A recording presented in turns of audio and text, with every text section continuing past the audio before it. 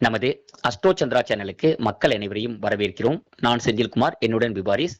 இன்றைய நிகழ்ச்சியில நம்ம ராசி பலன்கள் சம்பந்தமான தலைப்புல பேசிட்டு இருக்கோம். இன்றைக்கு உள்ள ராசி என்ன அப்படின்னு பாத்தீங்கன்னா, கன்னி ராசி, கன்னி லக்கணத்துல பிறந்தவங்களுக்கான பலன்களை, மாசி மாத பலன்களை நம்ம பார்க்க போறோம். பிப்ரவரி 13ஆம் தேதியிலிருந்து மார்ச் 14ஆம் தேதி வரைக்கும் உள்ள இடைப்பட்ட காலத்தில் இருக்கக்கூடிய மாசி மாதத்துக்கான கன்னி லக்கணம், கன்னி ராசி மற்றும் உத்திர நட்சத்திரத்துடைய 2, 3, 4 பாதங்களும், அஸ்த நட்சத்திரத்துடைய 4 பாதங்களும், சித்திரை நட்சத்திரத்துடைய முதல் 2 பாதத்துக்கும் உரிய கன்னி ராசி, கன்னி லக்கணத்துக்குரிய பலன்களை நம்ம பார்க்க போறோம்.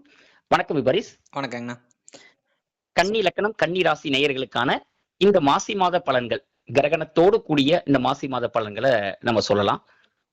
அதான் கன்னி ராசிக்கு பாத்தீங்கன்னா உங்களுக்கு வந்து மாசி மாசத்துல என்ன நடக்குதுன்னா 6ஆம் வீட்டுல கிரகணம் நடக்குது. ஆக்சுவலி சூரிய கிரகணம் பிப்ரவரி 17ஆம் தேதி நடக்குது.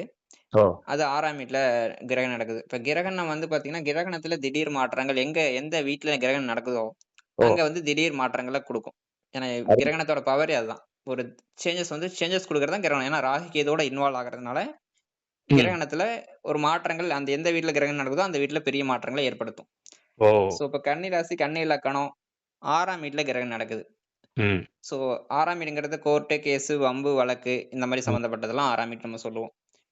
சோ எங்க சூரியன் அங்கதான் இருக்காரு, செவ்வாய் அங்க இருக்காரு, ராகு இருக்காரு, சுக்கிரன், புதன் அங்க வக்கரம் ஆகுறாரு.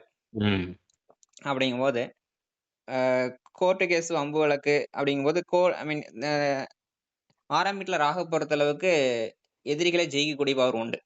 அருமை அருமை. சூரியனும் 6ஆம் வீட்டுல நல்ல பவர்ஃபுல்லான ஆள் தான்.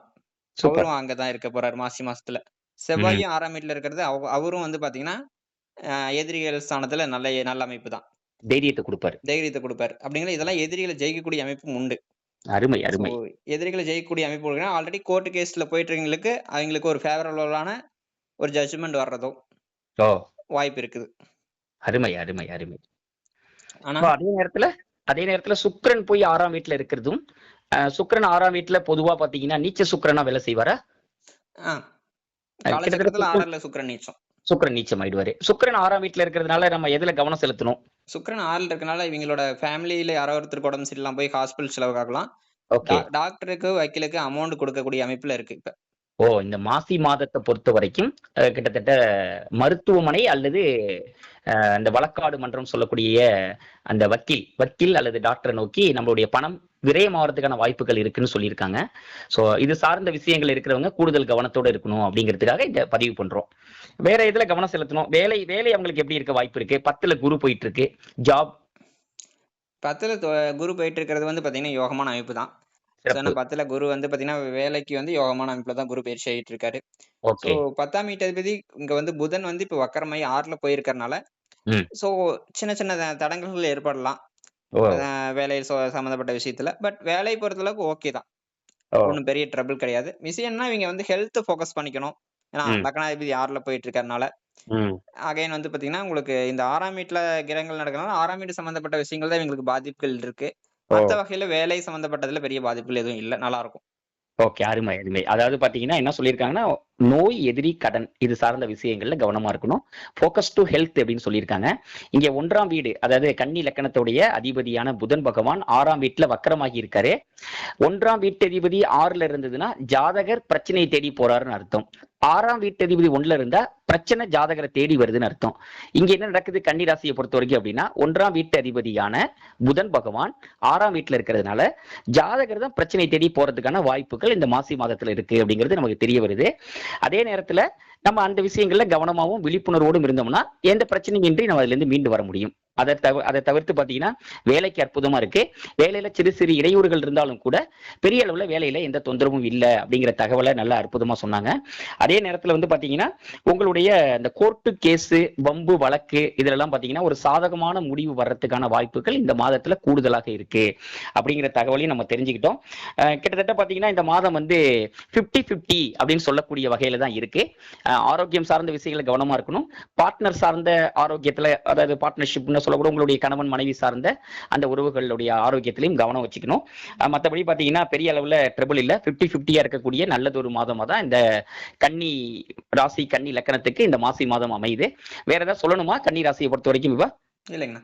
ஓகே, கன்னிராசி நேயர்களுக்கு இந்த நிகழ்ச்சி வந்து ரொம்ப பயனுள்ளதா இருக்கும் நாங்க நம்புறோம். சோ எதுல நீங்க கவனமா இருக்கணும், என்ன சொல்ல வரானுங்கன்னா, அந்த புதுசா வம்பு வழக்கு சண்டை சச்சரவுகளுக்கு போறது நீங்க சொன்ன மாதிரி லக்னாதிபதி 6ல போய் இருக்கனால நம்ம புதுசா ஏதோ சண்டை வழக்குல போகாததை அவாய்ட் பண்ணிக்கிறது எவ்வளவுக்கு எவ்வளவு பெட்டர். கரெக்ட்.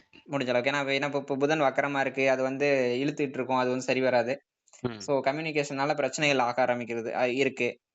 சோ அதனால வந்து அந்த விஷயத்துல மட்டும் இப்ப வந்து சண்டைகள் வர்றதுக்கு வாய்ப்பு இருக்கு. அதனால சண்டையை கொஞ்சம் முடிஞ்ச அளவுக்கு எவ்வளவுக்கு எவ்வளவு அவாய்ட் பண்ண முடியுமோ அவ்வளவுக்கு அவாய்ட் பண்ணிக்கிறது நல்லது. ஏன்னா செவ்வாய் ராகு அப்படிங்கும்போது வயலன்ஸ். சோ வயலன்ஸ் கணக்கு இருக்கும். அது வந்து 6ஆம் வீட்ல போய் உட்கார்ந்திருக்கிறது அந்த அளவுக்கு அந்த ஃபேவர் சண்டையில ஜெயிக்கக்கூடிய பவர் செவ்வாய்க்கு உண்டு, ராகுக்கு உண்டு, சூரியனுக்கு உண்டு. பட் சண்டைக்கு போகாம இருக்கிறது எவ்வளவு பெட்டர் இல்லையா? Correct correct. சோ அதான் சொல்ல வரேன். தேவையில்லாத சண்டைகளை தவிர்க்கணும் அப்படிங்கறத சொல்ல வரேன். வேற எதுவும் கிடையாது. நேயர்களுக்கு கண்டிப்பா அது புரிஞ்சிருக்கும் அப்படின்னு நாங்க நம்புறோம். நீங்க எது நடந்தாலும் சரி, உங்களுடைய தனஸ்தானமான 2ஆம் வீட்டை குரு பார்த்துட்டு இருக்காரு. குரு பார்க்க கோடி நன்மை. குரு நவகிரகங்கள்ல பெரிய கிரகம். தனஸ்தானத்தை குரு பார்க்கறதுனால தன குறைபாடு இருக்காது. அதே நேரத்துல நீங்க எதுல விழிப்புணர்வோடு இருக்கணுங்கிறதெல்லாம் சொன்னாங்க. உங்களுக்கு வரக்கூடிய பணம் ஹாஸ்பிட்டலுக்கோ அல்லது வக்கீலுக்கோ வீண் விரயங்கள் ஆகிறதுக்கு வாய்ப்பு இருக்கு இந்த மாதத்துல அப்படிங்கிற தகவலை சொல்லியிருக்காங்க. கூடுதல் விழிப்புணர்வோட நீங்க இந்த மாதத்தை கடக்கணும். 50-50 அப்படிங்கிற லெவல்ல இந்த மாதம் அமைய இருக்கு உங்களுக்கு.